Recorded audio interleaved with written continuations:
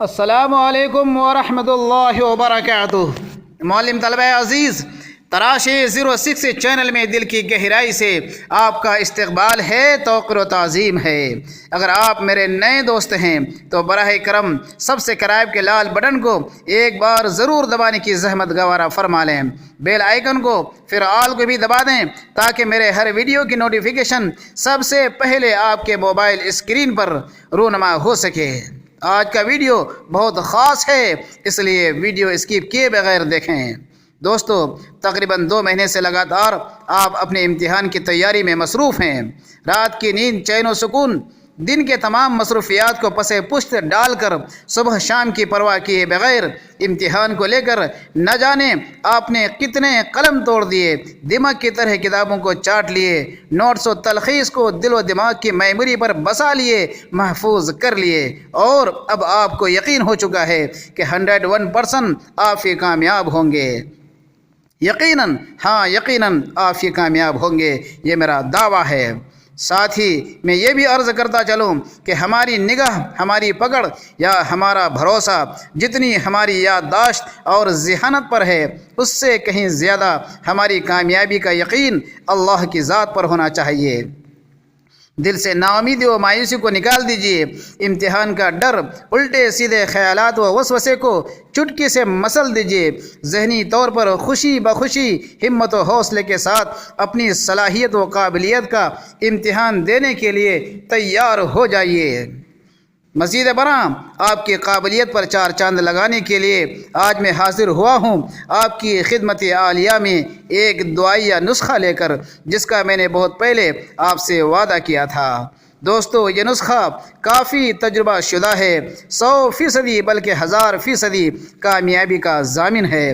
یہ نسخہ کسی مولوی، عالم، بزرگان دین، کتب و ابدال، تابعین کا نہیں، بلکہ رحمت للعالمین، اپنی امتیوں کے لیے بہت فکر مند نبی، اپنی امتیوں کے دین و دنیا بنانے والے نبی حضرت محمد رسول اللہ صلی اللہ علیہ وسلم کا بتایا ہوا نسخہ ہے کہ آپ صلی اللہ علیہ وسلم نے ایک صحابی کو بتایا تھا، آئیے آپ کی یقین کو یقین محکم میں بدلنے کے لیے اور اس پر عمل فہم کے لیے اس نسخے کے پس منظر میں ذرا جھانکنے کی ہم کوشش کرتے ہیں۔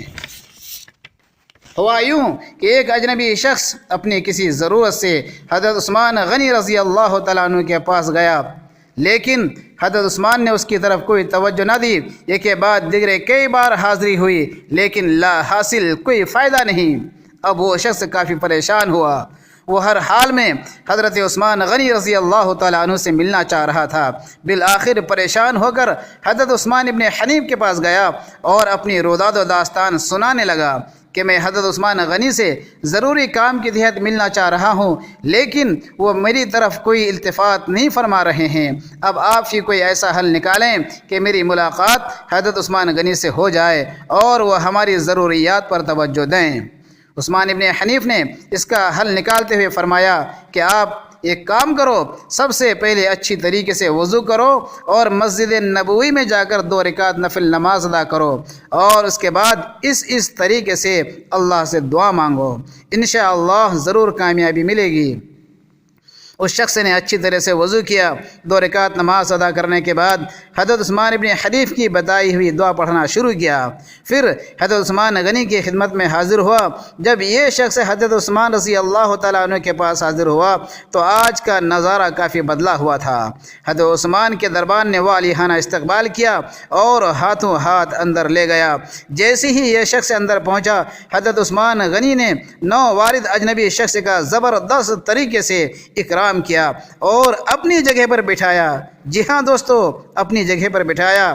کل تک یہ شخص سائل تھا، اب مسئول بن گیا، یعنی حضرت عثمان غنی رضی اللہ تعالیٰ عنہ خود ان کی ضرورت معلوم کر کے پوچھ رہے ہیں، اور جو کچھ بھی انہیں چاہیے تھا وہ سب کچھ دیتے چلے جا رہے ہیں، بلکہ پہلے کئی دنوں تک توجہ نہ دینے کی معذرت بھی چاہ رہے ہیں۔ یہی نہیں بلکہ آئندہ کے لیے بورڈنگ پاس اذن عام بھی دے دیا کہ آپ کو جب بھی کوئی ضرورت ہو بلا تکلف، بلا جھجک میرے پاس تشریف لائیں۔ اب اس اجنبی شخص کے مزے آ گئے۔ ضروریات کی تکمیل کے بعد یہ شخص پھر حضرت عثمان ابن حنیف کے پاس پہنچا اور شکریہ ادا کرتے ہوئے کہنے لگا، اجی صاحب آپ کے بڑے جلوے ہیں، آپ نے تو حضرت عثمان غنی سے میری سفارش کی اور یہ دیکھیے میرا کام بن گیا، اللہ آپ کو جزائے خیر عطا کرے۔ عثمان ابن حنیف نے کہا، بھائی میں نے تمہارے لیے کوئی سفارش نہیں کی ہے، بلکہ بات دراصل یہ ہے کہ میں ایک بار حضور پاک صلی اللہ علیہ وسلم کی خدمت اقدس میں حاضر تھا کہ ایک نابینا شخص آیا اور حضور صلی اللہ علیہ وسلم سے اپنے اندھے پن کی شکایت کرنے لگا۔ حضور علیہ الصلاۃ والتسلیم نے انہیں صبر کی تلقین کی، پھر آپ صلی اللہ علیہ وسلم نے فرمایا کہ اگر تم کہو تو میں تمہارے حق میں دعا کروں۔ اس پر نابینا شخص نے عرض کیا، یا رسول اللہ میرا کوئی ہاتھ پکڑنے والا تک نہیں، اس نابینا پن کی وجہ سے مجھے بہت زیادہ تکلیف ہے۔ اس پر اللہ کے رسول علیہ الصلاۃ والسلام نے فرمایا کہ تم اچھی طرح سے وضو کرو اور 2 رکعت نفل نماز پڑھو، اور پھر آپ صلی اللہ علیہ وسلم نے یہ خاص دعا پڑھنے کے لیے بتایا اور آپ نے فرمایا کہ اس طریقے سے اللہ سے مانگو۔ عثمان ابن حنیف کہتے ہیں کہ تھوڑی ہی دنوں میں اس کی آنکھیں روشن اور ایسی چمکدار ہو گئی جیسے کبھی کوئی پریشانی نہ تھی۔ جی ہاں دوستو، وہ کون سی جلد اثر کرنے والی دعا ہے؟ کیا آپ سننا چاہیں گے؟ بتا دوں؟ چلیے بتا ہی دیتا ہوں۔ وہ دعا یہ ہے، اللہم انی اسألک واتوجہ الیک بنبینا محمد صلی اللہ علیہ وسلم بنبی الرحمہ، یا محمد انی اتوجہ بک الی ربک ان تقضی حاجتی۔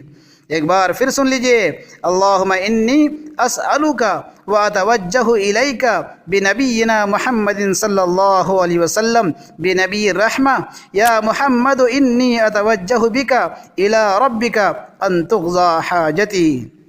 اب آپ اس طرح سے عمل کریں کہ جب آپ فری ہوں اس وقت اچھی طریقے سے وضو کریں اور 2 رکعت صلاۃ الحاجت پڑھیں۔ نماز میں اس طرح سے نیت کریں کہ میں 2 رکعت نفل نماز یا صلاۃ الحاجت کی نیت کرتا ہوں یا کرتی ہوں، اللہ کے واسطے منہ میرا کعبہ شریف کی طرف۔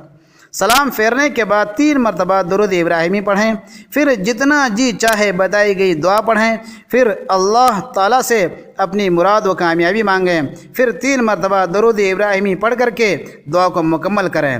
مصلی سے اٹھتے وقت دل میں یہ یقین رہنا چاہیے کہ میں نے جو اللہ سے مانگا اللہ نے سن لیا اور میں کامیاب ہو گیا۔